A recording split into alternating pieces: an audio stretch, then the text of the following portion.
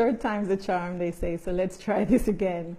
Hello everyone, this is Narissa Golden. I just wanted to follow up on my social hashtag last week, Stop Getting Played, and specifically about the one on working for free, especially when you know that there are other people on the project that are getting compensated for their work.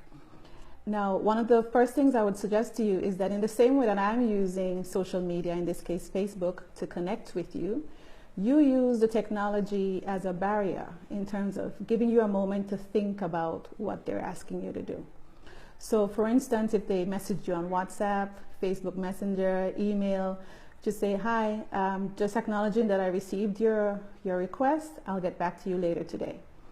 And that's going to give you time to evaluate whether this is a project you can reasonably do for free, whether there is much more money involved that they're saying that maybe you can ask for compensation, or you can basically relook ways that you can up-level what they're offering and show them that you actually have more value than just simply what they're asking you to do. So take the time to do some research. Use technology as the barrier to give you a moment to think through what they've requested for you to do.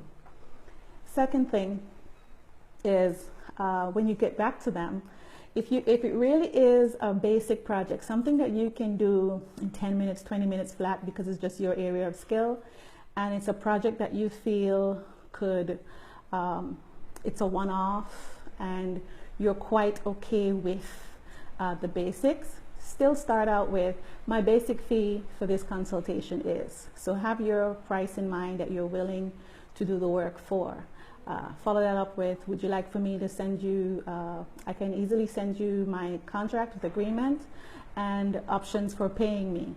You want to get it out there right up front that you want to be compensated for your work. Because if you leave the door open for them to think you're going to be doing it for free, then it's going to be very hard to change that later on. So up front, articulate what it is you are willing to do. Right then and there, it's basically simple. I have a colleague that taught me once, no contract, no deposit, no client. And a lot of times we let ego get in the way because we think about, oh, it's a good opportunity. This will look so good on my CV. But is that really enough for you? I know a lot of you really want to be paid for the work that you're doing. And so it's really important that you ask up front for what it is you want. Okay, so then the next thing would be to, there are some people who are just very uncomfortable with saying no, with refusing people, especially if it's a friend or a business associate. I often suggest that young people invent a business manager. So in this case, you could say your business advisor.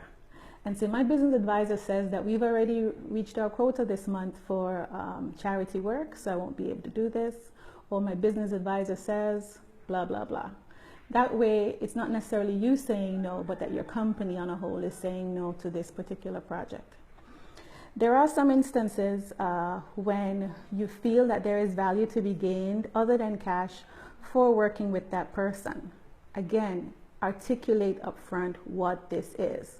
So you will be working for free. Would you be willing to give me a testimonial of the work that I've done for you? Do you want to be compensated if they receive the contract? Make sure it's very clear what it is that you want. Do you want them to introduce you to two of their other clients or somebody else in their network? Say, okay, I'm willing to work for free, but it's based on you doing these things. And again, the more you can get it in writing, the better for you. Don't allow your ego or pride to stop you from people recognizing the true value that you have. Stop allowing other people to decide for you how valuable you are, and be willing to ask for what you want, because then it's going to cut down on your disappointment later when you've invested all this time and work and you're not seeing the compensation or the true value of what you've done.